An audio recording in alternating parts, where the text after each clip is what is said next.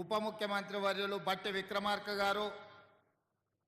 IT and industries minister మిత్రుడు శ్రీధర్ బాబు గారు, ఆర్&బి minister పెద్దలు కోమటిరెడ్డి వెంకటరెడ్డి గారు, ఈ ప్రాంత శాసనసభ్యులు మల్రెడ్డి రంగారెడ్డి గారు, అదేవిధంగా ఈ మధ్యకాలంలో కాంగ్రెస్ ప్రభుత్వం నియమించిన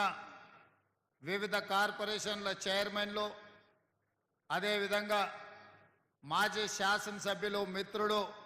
కిచ్చన్నగారి లక్ష్మారెడ్డి గారు,